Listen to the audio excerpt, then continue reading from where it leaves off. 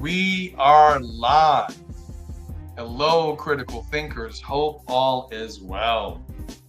So it has been a little bit since I've been live streaming. Unfortunately, I got a very bad case of pneumonia. I was out for a week, so you might have seen my activity be a little less videos, less live streams, less news. I have been keeping on top of the latest news, so I'm back, and I'm very happy to be here. Very happy to be here with y'all to share with you the news and what's happening inside the New York State Department of Corruption and Criminal Status. So I want to thank y'all for being here on this stream. Let me go ahead and turn off the nice background music. Here we go. It's out of here. So first and foremost, if everyone can please do me a favor, my quick 30-second commercial. If you can please like the live stream, if you can share it with someone, comment in the chat, and if you haven't already, please subscribe to the channel. The bulk of people that watch videos on Critical Conversations HR are actually people who are returning, who've watched numerous videos but haven't officially put a ring on it. You haven't subscribed to the channel. So if y'all could please do me a favor, when you have a second, please subscribe to the channel, make it official so that you and I can continue this beautiful working relationship that we have. My goal is to give you the best content, is to give you content that goes deeper than what the mainstream media is telling and sharing with you, and also to really, aside from going deeper, it's really about giving a more comprehensive story and telling you the things that the media is not reporting on. Okay, so again, I want to thank everyone for being here. Real quickly, again, thank everyone. We have people that are here. We have Melanie Bishop in the house. Welcome, Melanie. How are you? Thank you, thank you, Melanie. So I had pneumonia, and I was out for several days. I'm slowly getting back to feeling myself. I'm not 100%, but I will be 100% for y'all tonight. Okay. So thank you, Melanie, for the note. We have Angel saying hello, critical conversation, and everyone in the chat. Hello, Angel. Thank you for being here. Chris, welcome back. It's good to see your name. Good evening, everyone. We have Woody's watching. F the police. I'm not going to say that, but that's Woody's comment. Um, we have Ann Tower. Hello, everyone present, listening, and multitasking here. Ann, thank you for being here, and thank you for multitasking. I really, really appreciate it. Appreciate that. We have Servant of Jesus, Brooklyn, New York. Hello, Servant of Jesus from Brooklyn, New York. Thank you for being here. Really, really appreciate you. Really, really appreciate you. So, what I had wanted to do tonight was have a conversation and actually go through an op-ed piece that's on a website called truthout.org. Now, one thing that occurred with the correctional officer strike, we had a lot of gaslighting. We had the media focus on correction officers and the family members of correction officers, and there wasn't really a focus on what was happening to those people who are incarcerated. Not only were we not focusing on what was occurring to those who were currently incarcerated, we did not focus on their families. We did not focus on their families and what they were experiencing during the strike and after the strike. Because based on this article, things have not gotten that much better. Mind you, there might be a few times that I mute myself so that you guys don't hear me cough. But so if you do hear me mute myself, it's because I'm coughing. I'm trying not to be rude. Okay. So again, one thing the media has not focused on is the family members and the further divide that's been occurring between those incarcerated and the loved ones trying to maintain their relationship. Not only did we have a divide and did we have a push toward those people who are incarcerated, those that were being victimized, by correctional officers across New York State. You had uh, those incarcerated not getting access to legal services. So that's a piece that the mainstream media has not been talking about. The lack of programming, the lack of legal representation, legal services, and the lack of family visits. I posted about this live stream on TikTok, and I put the thumbnail in a TikTok caption. And so far, it got over 10,000 views and a lot of comments. So there was something about the thumbnail about this live stream that made a lot of people respond and put a lot of eyes on it. Some people called me a liar. They said that New York State has not reduced visits from family members to the incarcerated, and they said I was lying. So I'm really hoping tonight that I get you guys to come on and those who have loved ones in correctional facilities in New York State to talk about your experience. I really want to hear about your experience. Okay.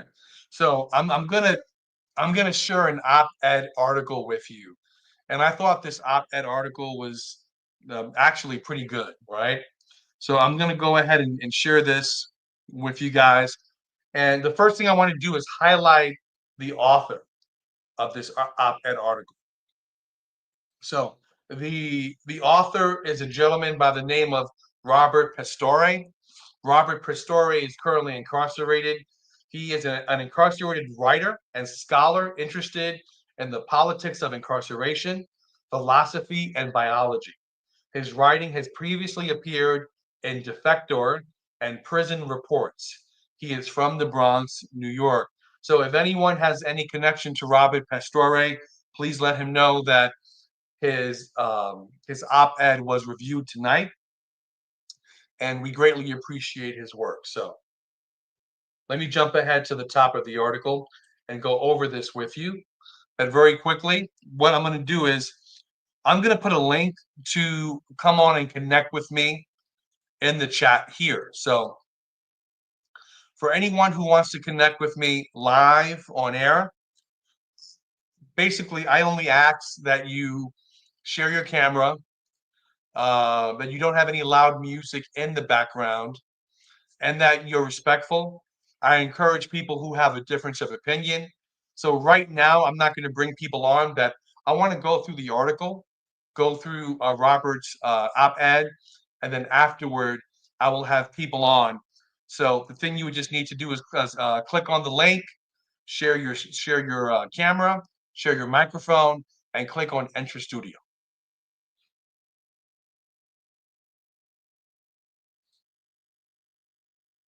Okay, so let's jump to the article here. So the article's title is Family Visitation Rights Have Eroded in New York Prisons Following the Guard Strike. So, as everyone knows, things have not gotten back to normal in New York State prisons, and things are nowhere near back to normal in New York State prisons. So, as a person incarcerated in Elmira Correctional Facility, I see New York prioritizing prison labor over family visits. Okay, before the break of dawn on May 3rd, the families of incarcerated individuals begin gathering around the processing trailer at the bottom of the concrete steps leading up to New York's Elmira Correctional Facility.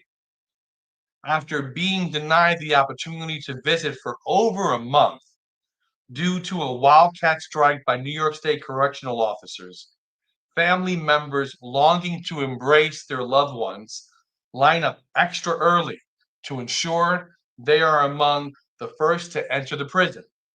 Most came from many hours away from New York City, making a long drive to the relatively remote rural town of Elmira.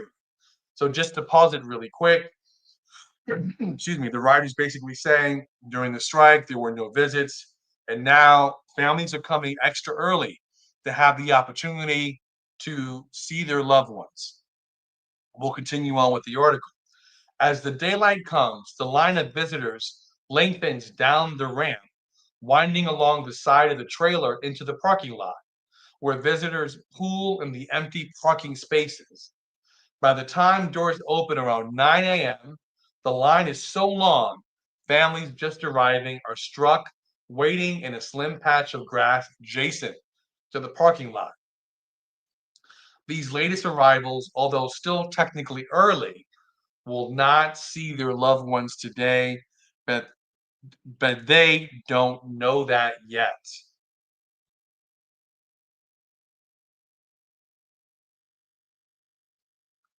Visiting incarcerated family members has never been an easy process, logistically. In the aftermath of the guards' work stoppage, visiting has become an even more difficult. On February 17th, only 3 days before the state announced murder charges against a group of correction officers from Marcy Correctional Facility over the brutal death of Robert Brooks, thousands of officers across the state abandoned their post. Though some officers arguably have legitimate labor concerns, the central demand of the strike was to repeal the Humane Alternatives to the Long-Term Solitary Confinement HALT Act. Excuse me. Now, as everyone knows, the HALT Act basically became the boogeyman. Correctional officers throughout New York State were yelling, "We have to suspend HALT. It's the reason for violent uptakes," with no data to back that up whatsoever. As the name implies, the HALT Act aims to reduce the use of solitary confinement, increase access to programming, services, and time out of their cells, out of our cells, rather. As someone who has endured approximately 7 cumulative years of solitary confinement, wow, I am all too familiar with its torturous effects. I am also familiar with how the gratuitous use of solitary confinement fails to make prison safe. Fundamentally, the strike was about rejecting the humane treatment of incarcerated people. Now, very quickly, we know, if you've been watching the channel, that many people have come on and have spoken about the abuses of solitary confinement. Solitary confinement is being abused. We even had a CBS 6 town hall in which you had Melanie Bishop, who was on. You had Patrick Stevens, who's been on this show. You had a correction officer state solitary confinement is not solitary confinement because there's a cell next to the individual and there's a cell to the right of the individual, which is absolutely ludicrous, absolutely silly. So we know there's a disingenuous conversation that's occurring when it comes to HALT and when it comes to solitary confinement. Let's go back to the article. With staff shortages at an all-time high, Elmira Correctional Facility, along with most other facilities in the state, has restricted visits to weekends, forcing the families of over 1,000 prisoners to compete for space on small visiting floors with maximum capacity ranging from 50 to 100 people. I just want to stop it there for a quick thing. I want to make reference to the staffing shortages that occurred. I did a live stream, I did a live stream in reference to the massive workers' compensation fraud in the New York State Department of Corrections. This is a major reason why there are staffing shortages. Some facilities in New York State had up to 1/3 of their correctional officers going out on workers' compensation. New York State correctional officers make up about, I believe it's 15% of the workforce of state employees, but they made up 44% of the total amount of claims in the New York State insurance funds. the number is crazy. The number is crazy. So going back to the article, the author stating that you have 1,000 families and they're competing for spots. The families of 1,000 incarcerated individuals are competing for spots ranging from 50 to 100 people. And they're affected because they're not being able to visit during the week. They're only being allowed to visit on the weekends. But let's continue on with the article. With such limited capacity, many visitors are denied access to their family despite traveling for hours, arriving extra early and exercising incredible patience. Now, if you have a loved one currently incarcerated and you're visiting, if this process is difficult, can you do me a favor? Write yes in the chat. If the process of visiting a family member inside a New York State prison is easy, just write no. If it's difficult, write yes, it's difficult. If it's not difficult, please write no in the chat. I want to get a sense of if people agree with the author. Okay. Let's continue on with the article. The Correctional Administration wants us to believe there is nothing that they can do to accommodate all the families that want to see their loved ones. They claim each facility is so short-staffed that it is impossible to open additional visiting rooms or operate visiting rooms on additional days. In the midst of these staffing shortages, however, most facilities still manage to find employees during the week to staff their industry programs. The prisoner-operated programs overseen by correctional staff, which generate various products for the state. With the staffing of programs that profit the state taking precedence over family visitation, the administration makes its priorities plain. The profitability of prisoners comes over relationships with our families. How many of you agree with what the author is stating? That the profitability of the prisoners comes over the visitation of families. By the way, for everyone just joining us now for the first time, I want to say thank you for joining. A quick 30-second commercial.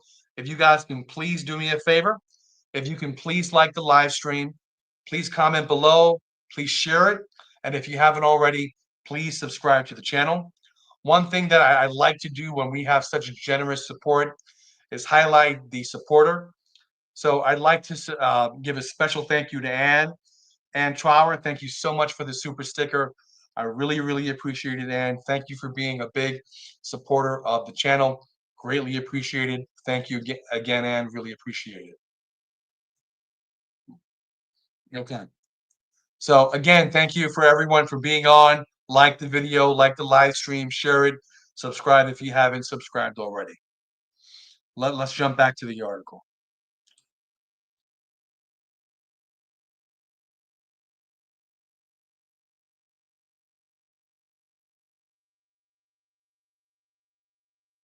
Okay, here we go.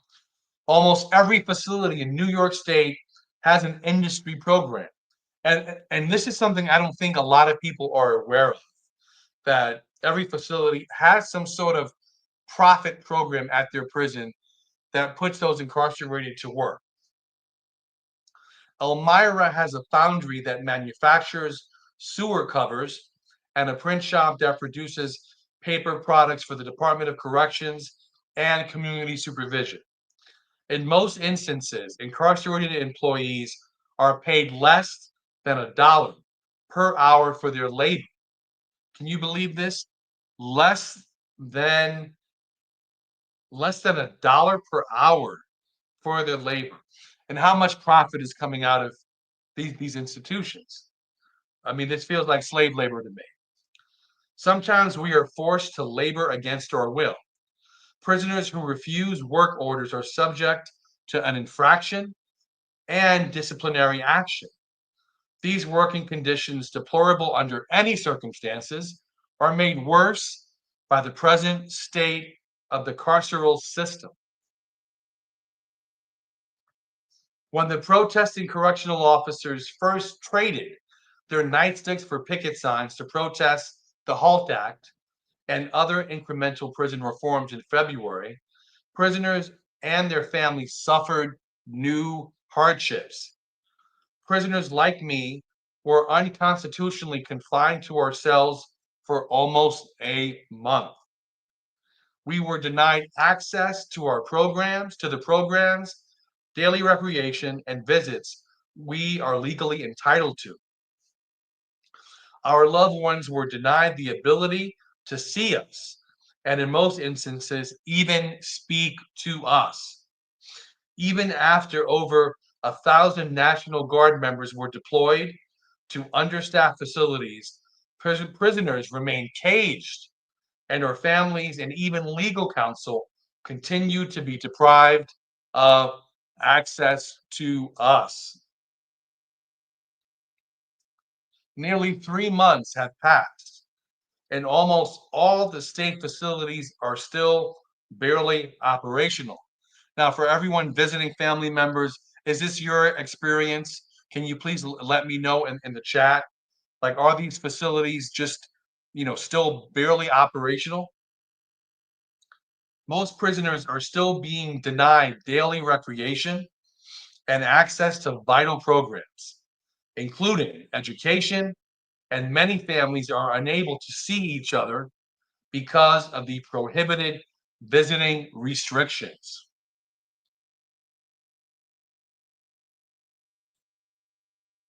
The New York State Department of Corrections and Community Supervision insist its priority is building and strengthening family ties and ensuring the humane treatment of its prisoners so as to reduce recidivism and violence. Yet, its current response to staffing shortages does not support that claim. It does not support that claim. As time passes and more correctional staff are arriving in our facilities, the priority has been to relieve the National Guard of their post, not to restore the programs and visits that help us feel like human beings. When the when the administration chooses to assign available employees to a post in industry rather than on the visit floor, it sends a very clear message. Of course, this is not surprising to those of us who are imprisoned or to the people entangled with this institution by proxy of their relationship to us. This is not the first time laws have been flouted and basic dignified treatment has been withheld. This is not the first time these institutions have made it difficult or impossible for our families to spend time with us. This is not the first time we have seen the systems designed to uphold the law exercise discretion when it comes to enforcing.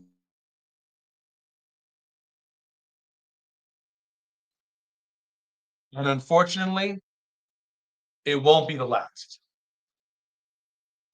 So that's the end of the article. Again, a special shout out to incarcerated writer Robert Pastore, who is the writer of this op-ed piece. Let me know what you guys think about this specific article. I thought it was a great article to share with you guys, and I wanted to get that information out there because, again, the media is not focusing on the impact the strike had on families or the incarcerated. The focus has been the focus has been this boogeyman of sorts. So I just put a link in the in the chat for anyone who wants to come up and chit chat with me. Feel free to click on that link and come on. I'd love to have a conversation with you. If you're a family member with a loved one, I'd love to hear what has been your experience these past couple of months. visiting your loved one? What is the media not sharing about your experience? So if you have a loved one incarcerated, now's the opportunity for you to come on and share what you've been experiencing. So again, the link is in the chat now. Feel free to click on that link. When you hit the link, share your microphone, share your video, and then you have to click on enter the studio, and we can have a conversation. And I really want to hear about your experience.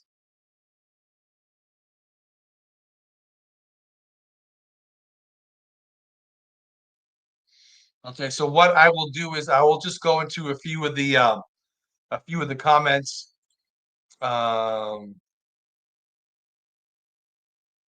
Here we have Melanie saying, at James, everyone who has completed programming and are no longer the person they were should be eligible for early release. We are warehousing people long after needed for reform. Good comment. Good comment. And Trower says, absolutely right. We have Melanie. Melanie, I'm going to bring you up right now. Give me 1 sec. Hey, Fred. Hey, Melanie. Good. How are you? I want to shout out Robert because, man, I love hearing from the guys on inside, really speaking the truth and not being afraid to share what's going on with everybody in there. So tell me what you think about Robert's op-ed piece. I'm not sure if you heard the entire article or if you read it previously. Tell me your thoughts about it. Do you agree? Do you disagree? Absolutely. I agree with him. There's so much. I loved hearing during the strike about all the contraband issues, and shutdown visits, and there won't be any contraband. When I go and visit my son every weekend, I have to be there no later than 7 o'clock in order to be towards the beginning of the line. We don't get let into the building until 9. So rain, shine, freezing cold, doesn't matter. We're standing outside. And the lines are very long because there's no weekday visits. I've gone to the same facility for a while, so I've met some people along the way. People with small children or disabled family members are not visiting or not visiting as much because they can't do it. They can't stand in line for that long. There's a big push. We need at least a day during the week opened up. We're getting into summer vacation. There's going to be a lot of kids who are not going to be able to see their parents because these lines are ridiculously long. In addition to that, I go through a dog, a metal detector, and a body scanner. And I can't hug my son if I don't go through those. And I know they're turning people away and they're catching visitors doing the wrong stuff. But as the commissioner said, 85 to 90% of the family members are going through those machines and getting through and doing the right thing. And 85 or 90% of the working staff in those facilities are not. And I can guarantee you that there's still contraband in there. So this is, we got to stop attacking families as being the sole reason for those issues in there as well. So just a quick question about the visits. So, when was the last time that weekday visits occurred? It seems like there hasn't been weekday visits prior. Last time was prior to the strike. Yep. Wow. I tried going the Tuesday the strike started happening, and I tried getting there that Tuesday, and they were shut down. They have not reopened since. So I know that there's people who work on weekends. If you have to have a visit with your family member, but you work a job that requires you to be there Saturday and Sunday, you're not seeing your loved one. My son's grandfather used to visit him every Wednesday. He's not getting any younger. He's an elderly gentleman. He can't go and stand in those lines and wait through that process. And that's why he used to go during the week, because it was easier for him. It's impacting relationships. Some people are on borrowed time, and time is important. And then as far as everything else is concerned, even today, they got feed ups. They haven't been to chow. They had 1 hour rec. There's no programs running, no religious services since before the strike. So no Juma, no Christian services, nothing. No religious services. No religious services. Wow. And then I think this is something that, like, the media is not talking about this. I mean, this is not something that's widespread at all. Like, I did not even know that there was no religious services occurring. Is this in all of the institutions, all of the facilities, or is it really more or less pockets? It's definitely pockets. I would say more Western and Northern New York, which we know those facilities got hit the hardest with the people who didn't return to work when they were supposed to.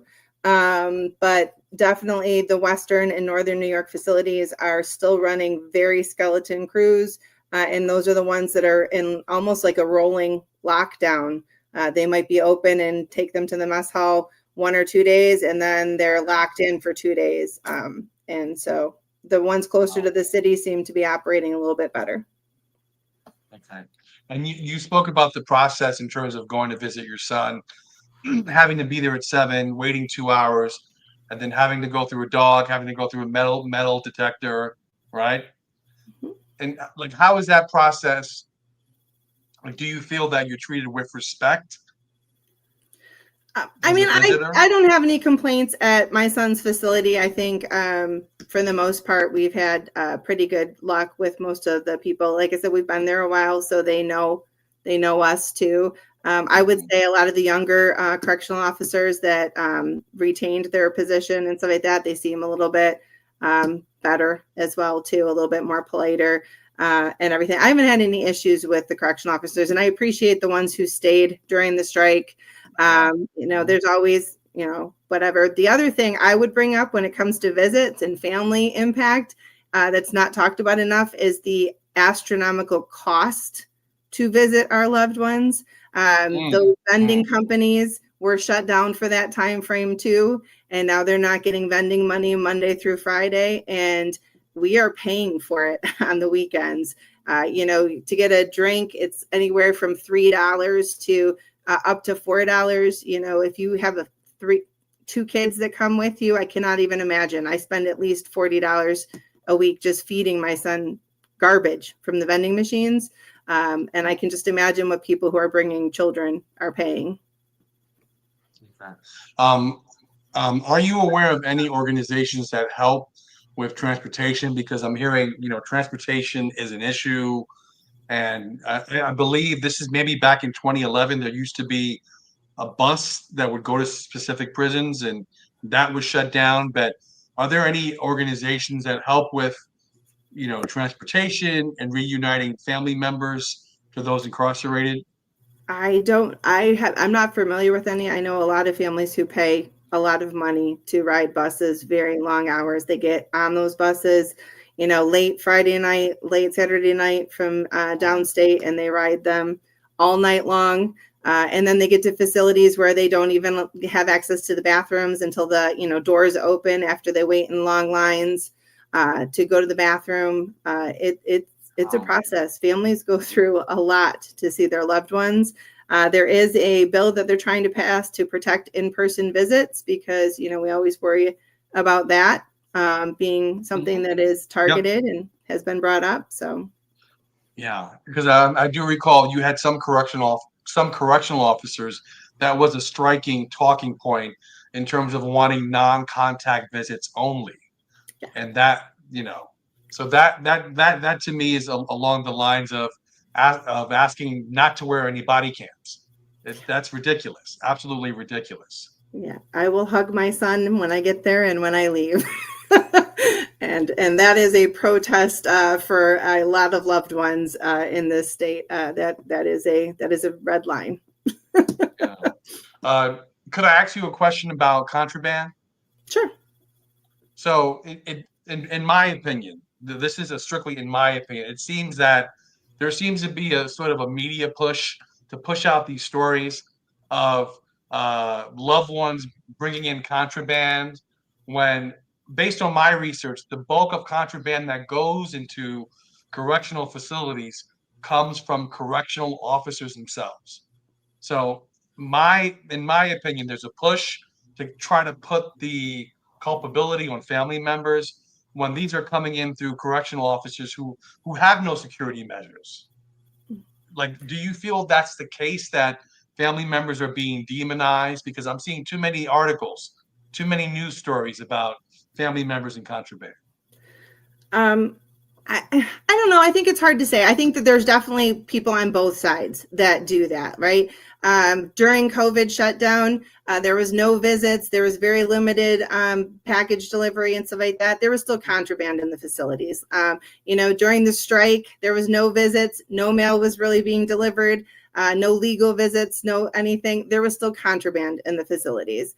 Honestly, I think the contraband is a losing battle. As somebody who has many loved ones who have battled those demons, I think that we're fighting a losing thing. We lost the war on drugs out here. What makes us think we're going to win it in there without addressing root causes of problems? And if we have people experiencing more trauma in the facilities from abuse and inhumanity and stuff like that, then they're going to continue to turn to those substances. So we need to increase our drug and alcohol rehabilitation treatment in the facilities. We need to do that upon reentry. We need to stop being reactive and start working at the proactive. I mean, somebody can overdose in a facility and get a tier 3 ticket. That's not solving the problem, right? We almost lost that person's life, and we need to look at the way to address those issues. Yes. So before you go, do you want to talk about your PBS, the series that you did? Because I think that was great. I watched the first 10 minutes of it, and I think my blood was boiling over in the first 5 minutes. But if you're able to talk about it, that'd be great. It was a great experience. It always is. I think we have to put ourselves at the tables with people that we don't always agree with. And sometimes I get feedback, I'm not more overreactive to their comments and stuff like that, but I think we have to take the wins. If we go in hard, sometimes I think we get dismissed. I appreciated the fact that the NYSCOBA gentleman brought up that there was no contraband found during the strike when they weren't looking for contraband. So it was nice to be able to point out that, you don't find it if you're not looking for it. And then, they seem to support programming, and, we're really pushing hard for the Earned Time Act. This we tried in the budget this legislative cycle. Our lawmakers, God bless them. They said a lot after Robert Brooks and Messiah were murdered. But I'd like to see some action. They had a wonderful hearing. They know the issues. They know how we can solve some of these issues. They gotta do something, because our incarcerated loved ones are still experiencing the strike. They're still experiencing the secondary trauma of watching that video of Robert Brooks being murdered. And even though everybody said they were going to lose it and they were going to go out of control and they were going to, rise up and everything else, their animals and all of the names that were called and all of the disrespect that they got, they held it together. And I think they held it together because they believed there was going to be real change. I don't know what happens if June comes and goes and there's nothing, because at that point, what hope do you have that it's ever going to get better? So our lawmakers have a responsibility to act, and I hope they do. Yeah, 100%. Melody, is there anything else you want to tell the people?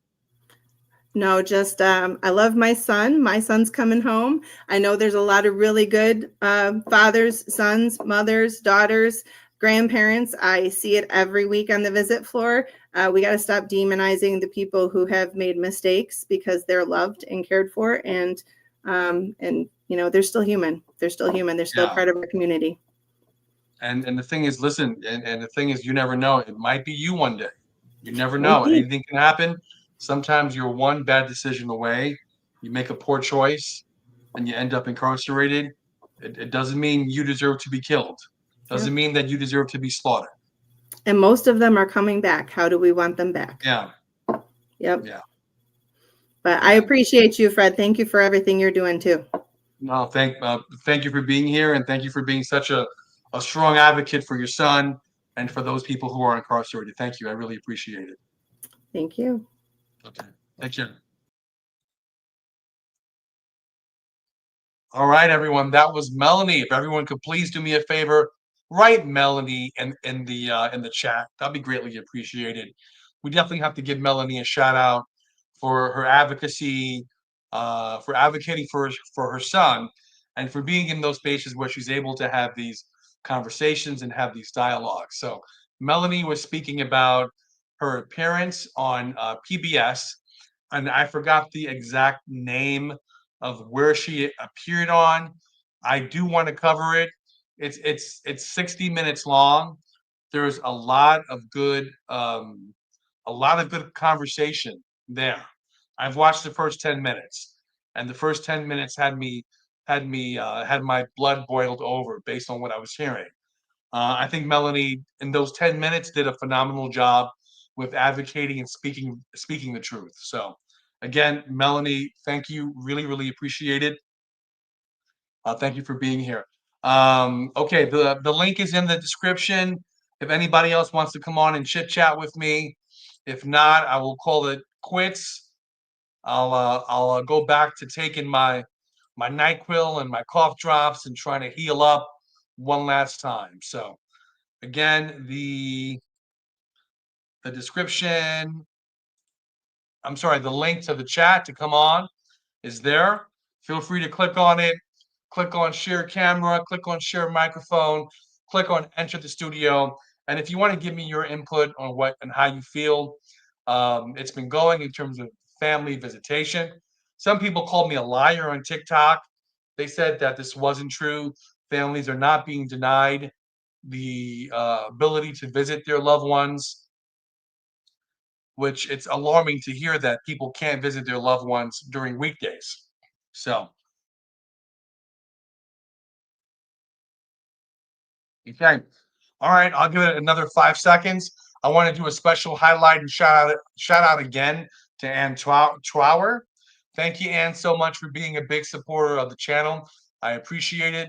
I appreciate you tremendously. Thank you for your support. And for those people who are not necessarily able to support financially, that's okay. If you are able to support financially, the Cash App is Critical Convo HR. Again, Critical Convo HR. You can feel free to send a super chat or a super thanks, super sticker. And if not, hitting the like button doesn't cost you anything. You want to tickle that like button, you want to smash it, feel free to do so. And if you feel that I've earned it, feel free to subscribe to the channel. As I always say, my goal is to go deeper than what the mainstream media is telling and showing you. So take care. God bless. Oh, and one thing, for those of you who are on, I'm doing a live stream tomorrow night. I will be announcing it tomorrow morning. I will be having JB Nicholas from the Freelance. He's going to be on tomorrow night at 9 o'clock to go over his civil suit against stocks at the New York State Attorney General's office. So you don't want to miss this live stream tomorrow night, 9 p.m. I will be announcing it. So thank you. Take care. And hopefully I will see you tomorrow. Bye-bye.